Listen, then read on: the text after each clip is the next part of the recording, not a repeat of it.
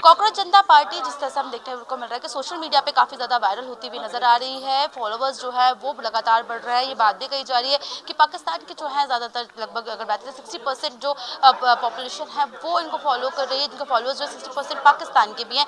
अब मध्य प्रदेश में भी पार्टी पहुँच चुकी है। हम बातचीत करते हैं मयंक सिंह जी जो अपने आप को कॉकरोच बता रहे हैं।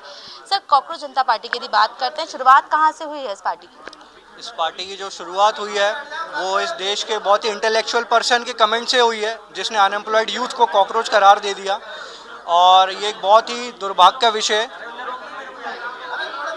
तो इसी के साथ अगर बात की जाए तो आपने क्या सोचा, जैसे से उन्होंने कॉकरोच कहा निश्चित तौर पर, लेकिन इसके बाद आप लोगों के दिमाग में क्या है कि आपने इस पार्टी को बनाया और आप सभी यूथ जो है खासतौर पर काफ़ी ज़्यादा तेज़ी से इससे जुड़ते हुए नजर आ रहे हैं। अगर इस अकाउंट की मैं बात करती हूँ तो मैं आपको एक चीज़ क्लियर कर देता हूँ, ये अभी एक पॉलिटिकल मूवमेंट है, ये पॉलिटिकल पार्टी नहीं है। और यूथ को ये लगा कि उसको हर तरीके से नकारा जा रहा है। सिस्टम, चाहे वो लेजिस्लेटिव हो, एग्जीक्यूटिव हो या जुडिशरी हो, वो यूथ को टोटली डिस्कार्ड करने में तुला हुआ है। आप देख रहे हैं नीट का पेपर लीक हो जा रहा है। सरकार, जो मिनिस्टर है वो अपनी अकाउंटेबिलिटी से भाग रहा है। वो कह रहा है कि पेपर लीक हुआ ही नहीं। तो अगर पेपर लीक नहीं हुआ तो पोस्टपोन क्यों करा गया? फिर जो हमारी इन्वेस्टिगेटिंग एजेंसीज हैं ये धरपकड़ क्यों कर रही हैं? तो निश्चित तौर पर जैसे आप बता रही हैं तमाम विषय है ना कि कुल मिलाकर जो भ्रष्टाचार, यूथ बेरोजगार जो है, इसको लेकर आपका ये मूवमेंट पूरा चलाया जा रहा है। ऑब्वियसली जो यूथ है, आज आप देखेंगे कि अनएम्प्लॉयमेंट रेट है वो अराउंड 13% है। और यूथ है उसके पास प्रॉपर स्किल्स नहीं है।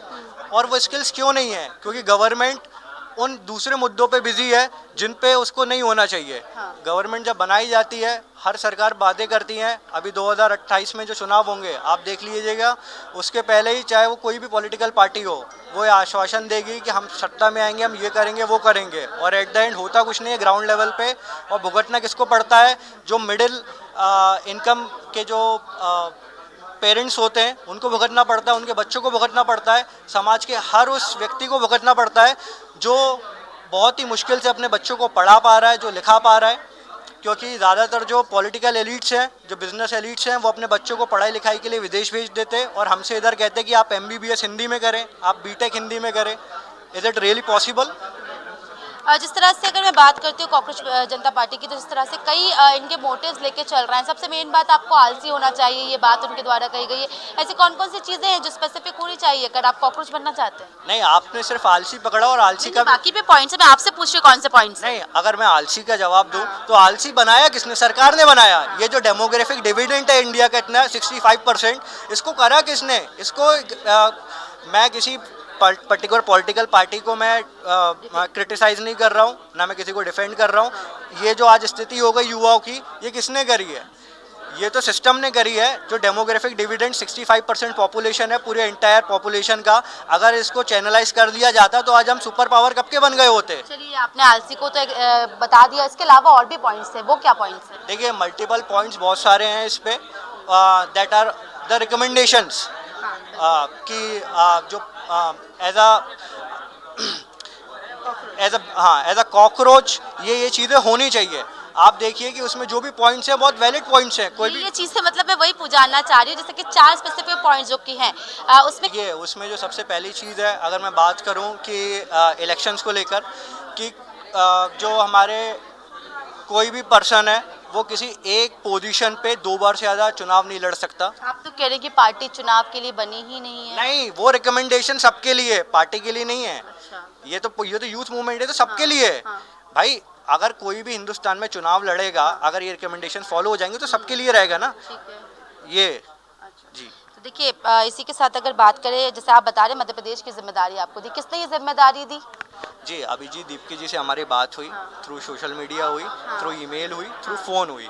और मैं एक छोटा सा कॉकरोच हूँ इस पूरी मुहिम का, और ऐसे करोड़ों कॉकरोचेज और निकल चुके हैं इस लड़ाई पे, जो आने वाले समय पे और बड़ी होती चली जाएगी। जेनजी मूवमेंट बताया जा रहा है, मध्य प्रदेश से कितने लोग हैं जो इसमें अब तक जुड़ चुके हैं? लाखों युवा हैं जो इससे जुड़ चुके हैं। आप देखेंगे आने वाले समय पे ये जो लड़ाई आपको अभी सिर्फ सोशल मीडिया पे दिख रही है, रोडों पे दिखनी स्टार्ट हो जाएगी। और पहली बात मैं आपको क्लियर कर देता हूँ, ये लड़ाई किसी व्यक्ति विशेष से या गवर्नमेंट से नहीं है, ये लड़ाई है सिस्टम से। आप जैसा कि मुझे बता रहे हैं कि आपको जिम्मेदारी दी गई है, क्या उसका कोई लेटर जारी किया गया है? किस आधार पर हम माने कि आपको अपॉइंट किया गया है, मध्य प्रदेश की जिम्मेदारी दी गई है? मैं इस पे एक ही चीज़ बोलना चाहूँगा कि जो यूथ है वो सबके लिए आंसरेबल नहीं है। आने वाले समय पे आपको हर चीज़ की जानकारी मिल जाएगी कि कब कहाँ से क्या हुआ और क्यों हुआ। तो आप आपकी थोड़ा क्या सब्र रणनीति रखें। है? जी, रणनीति क्या है? जैसे आज आपने प्रेस कॉन्फ्रेंस भी बुलाई है, तमाम विषय आप बता रहे, तो मध्य प्रदेश को लेकर क्या आपकी तैयारी, क्या करने वाले हो? नहीं, रणनीति तो मूवमेंट खड़ा करेंगे? रणनीति तो आने वाले समय में आपको पता चल जाएगी। तो मैं चाहता हूँ थोड़ा वेट एंड वॉच की पॉलिसी आप रखिए। तो देखिए, जिस तरह से अगर बात की जाए तो कॉकरोच मूवमेंट जिस तरह से काफ़ी तेज़ी से चल रहा है, यानी कि कॉकरोच जनता पार्टी जहाँ पे हमें देखने को मिल रहा है कि लगातार जो सोशल मीडिया पे फॉलोअर्स है वो बढ़ते हुए नजर आ रहे हैं। इसी के साथ यदि बात की जाए तो हमें ये देखने को मिला कि जो जिस तरह से जो एक्स अकाउंट है उसको भी जो है पूरी तरीके से सीज किया गया, और इसी के साथ लगातार हालांकि मूवमेंट चलता नजर आ रहा है। मध्य प्रदेश में अब जो है आगे चलकर मूवमेंट को बढ़ाया जाएगा, ये बात कहते हुए मयंक जी नजर आ रहे हैं। कैमरा पर्सन रावल के साथ दीपेश श्रीवास्तव, TV 27 न्यूज़ भोपाल।